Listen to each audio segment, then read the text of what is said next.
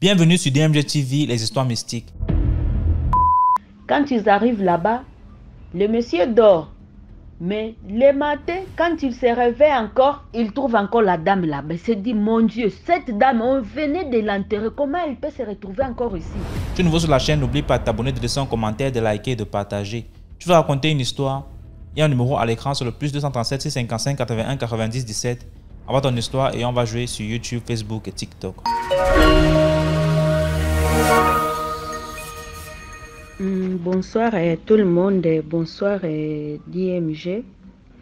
Je vais vous raconter une histoire. C'est une histoire d'une revenante qui a été enterrée plus de 3 fois. Et cette revenante, c'était notre voisine que je connaissais très bien. Bon, au fait, je l'avais connue comment? Ça s'est passé au Congo. Au Congo, précisément dans la ville de Butembo. Cette dame était la voisine à ma tante maternelle. Et puis, on allait souvent en vacances à Butembo. Et puis, je me souviens, à cette époque, il y avait un monsieur à qui on sortait ensemble. Et puis, c'est comme c'était un monsieur qui était marié, il fallait se camoufler quelque part et là où les gens ne pouvaient pas nous voir. Et cette dame à que je parlais, qui était... Donc, la dame qui était enterrée plus de 2 fois, la revenante quoi. Elle vendait... Donc, elle vendait la boisson. Donc, elle avait quelque sorte, si je peux dire, ce n'est même pas un ganda, je ne peux pas dire que c'est une alimentation, non. Donc, elle vendait de la bière dans sa maison, quoi. Donc, chez elle, vous pouviez boire et manger et tout, consommer, préparer tout là-bas. Et vous pouvez vous cacher comme... c'était juste dans une clôture, quoi. Personne ne pouvait pas savoir que non. Les gens pouvaient y aller pour prendre de la boisson, ou soit manger quelque chose, ou soit se raconter avec les copains. Et c'est maintenant que j'avais proposé à mon monsieur là, qu'on puisse chaque fois se raconter chez la voisine. Comme ce n'était pas loin de chez nous, on se racontait souvent chez la dame en question.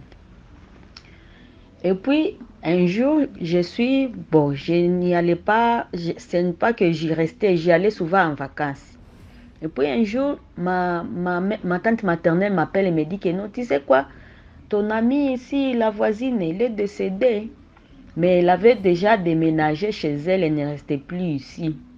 J'ai dit, ah bon, c'est vrai, oui.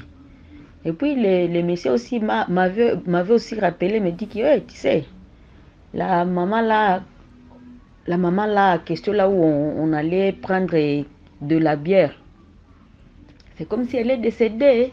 Elle a fait un accident. Je dis, c'est vrai, oui, c'est ma tante maternelle m'avait déjà appelé, elle m'avait déjà informé comme quoi elle est décédée. Et puis c'était après 3 mois comme ça, 4 mois, je suis allée encore à Butembo. Et puis là, on me dit que non, tu sais quoi, la dame qui était ici, ton amie est là où tu allais prendre souvent de la bière. C'est comme si elle est revenue, elle a fait aussi des dégâts. Je me dis, quel dégâts c'est? Elle me dit que non. Il y avait un monsieur qui avait, à qui sa femme était enceinte, quoi. Et puis, la femme est partie à l'hôpital pour accoucher. Et puis, quand la femme est à l'hôpital, le monsieur avait dit à ses amis que non, est-ce qu'on pouvait aller quelque part et aller en boîte de nuit, danser et rentrer comme je suis seule à la maison. Je voulais juste m'amuser et comme ma femme vient de donner naissance, en tout cas, je suis content. Ses amis lui ont dit, ok, il n'y a pas de problème. Ils sont partis, ils étaient 3, ils étaient au nombre de 3. Ils sont partis en boîte, là, toujours à Butembo. Ils sont partis à boîte. Et puis quand ils ont pris quelque chose, vous savez, avec la boisson, et puis on voit des femmes là-bas, et puis le monsieur s'est dit, ah quand même, ma femme n'est pas là. Je ne peux pas dormir comme ça, laisse-moi récupérer une ici comme ça. Je vais me faire un coup d'un soir. Hein, et ça va passer, il ne saura rien comme elle est à l'hôpital. Et puis voilà, les messieurs, ils voient la dame que je vous parle, qu'elle était notre voisine, qui est déjà décédée, quoi. Je ne vais pas parler son nom. Le monsieur va vers la dame et commence à la draguer. Elle dit non, je t'aime, est-ce qu'on peut passer la nuit ensemble? La dame dit non, c'est pas grave. Et puis le monsieur lui dit, la dame lui dit, on peut aller chez moi. Le monsieur dit non, on va aller chez moi, ne t'en fais pas.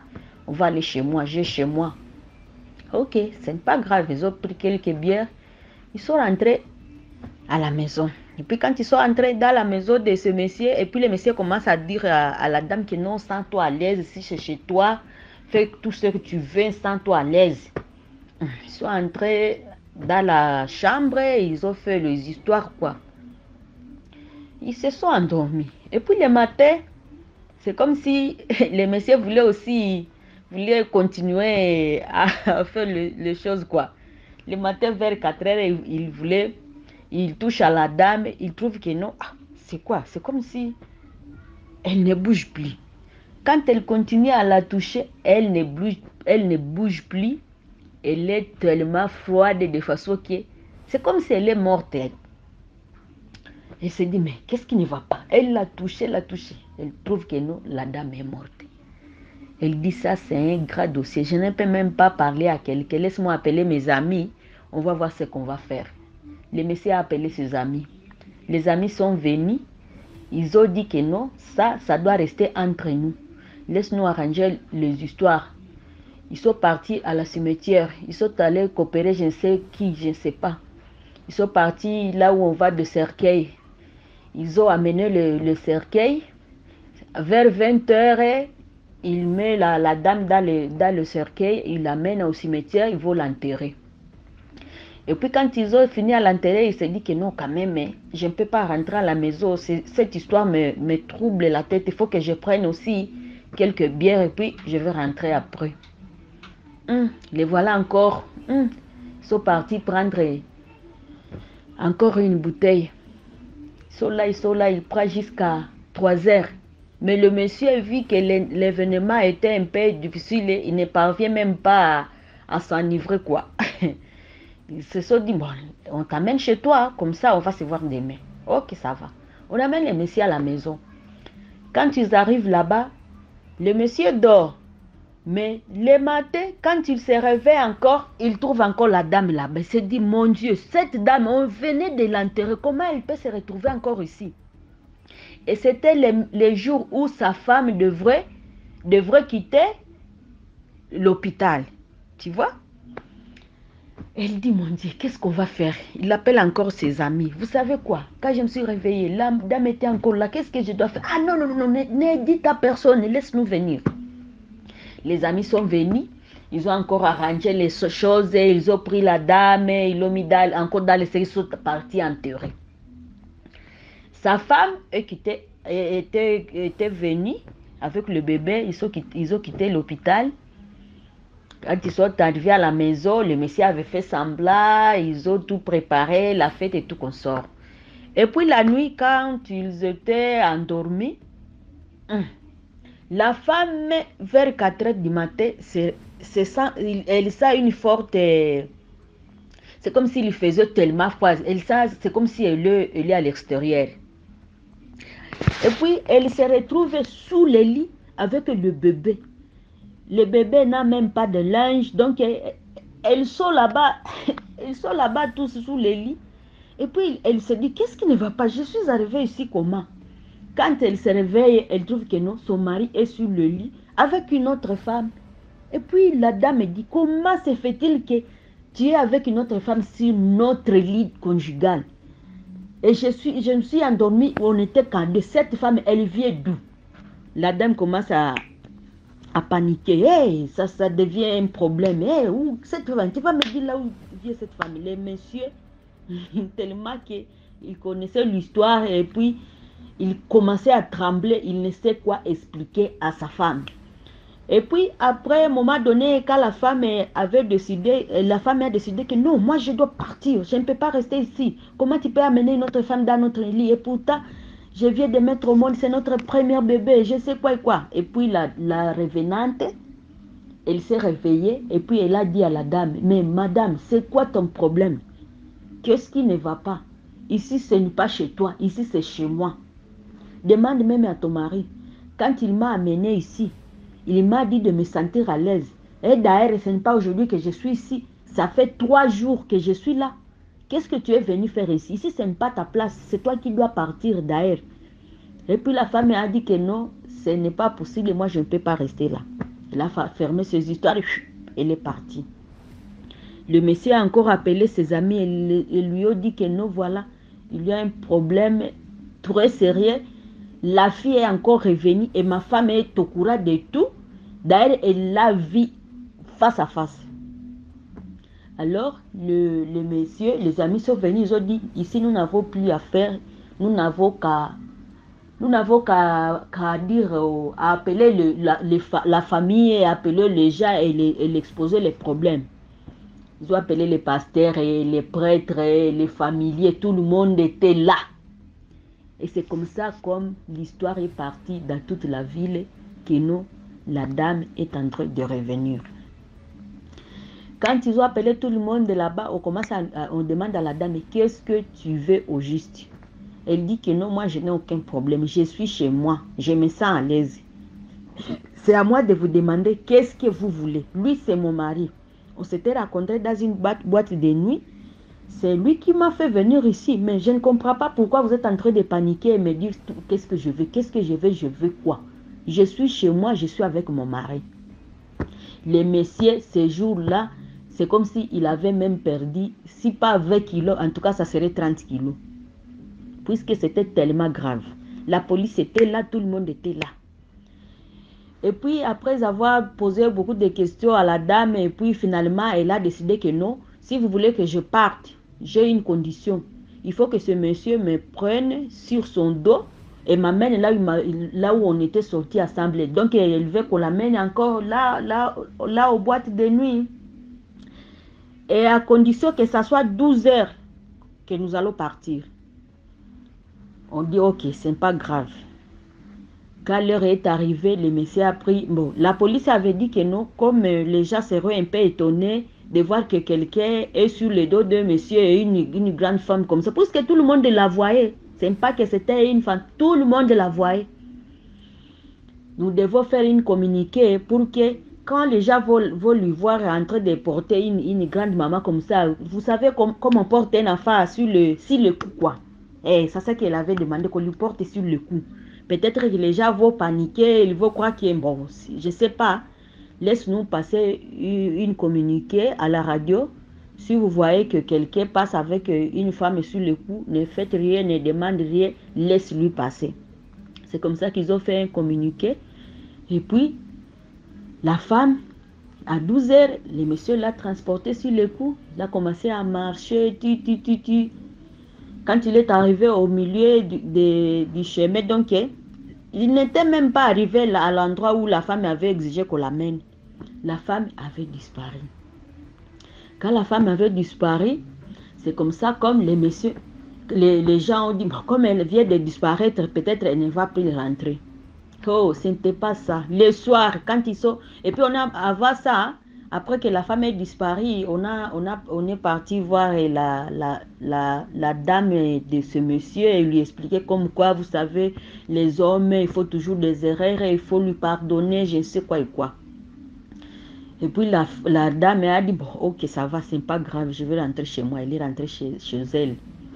Et après, la revenante, ce n'est pas que non, elle était partie pour du beau. Elle a commencé à venir et quand ils sont ils sont aux tables, quand ils sont en train de manger, la dame se présente et dit, mon chéri, comment tu peux manger ça, comment tu peux manger ça même m'appeler? Et pourtant, tu sais bien que j'aime cette nourriture et tu sais bien que j'aime manger du poisson. Comment tu manges comme ça sans même m'appeler, sans même me faire signe? Et puis tout le monde panique encore. Jusqu'à ce qu'elle avait troublé ses couples. À part avoir troublé ses couples, elle avait tué son frère. Il l'avait tué pourquoi?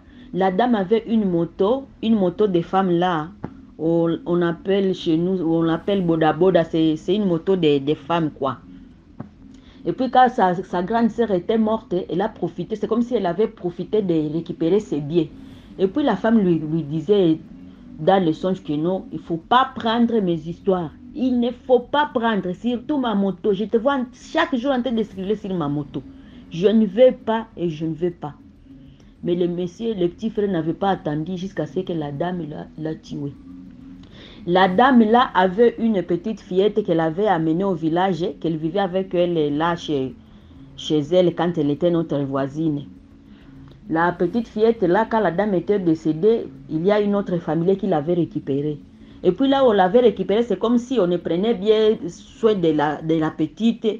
Et puis elle commençait à venir la dire, tu sais quoi, je viendrai te récupérer, ils ne prennent pas bien soin de toi.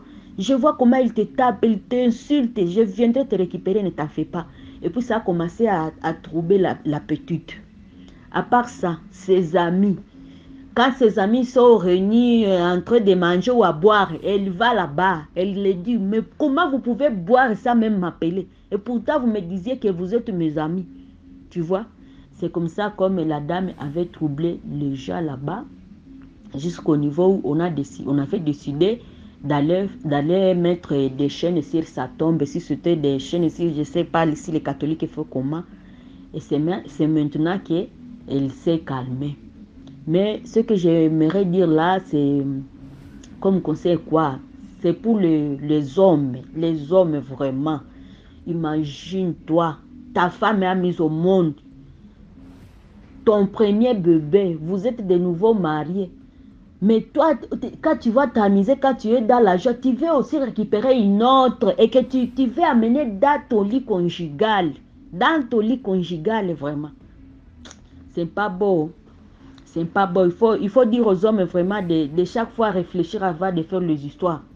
S'il avait amené peut-être à l'hôtel ou je ne sais quoi, bon, peut-être ça ne pourrait pas être ainsi, mais... Et pourquoi prendre une chisa? Et pourquoi prendre une... Ah! C'était comme ça comme l'histoire est partie. Tellement que je connaissais la dame, j'ai senti tellement froid. Je me suis dit, mon Dieu, cette femme. C'était un peu ça, je ne sais pas. Ok, merci beaucoup.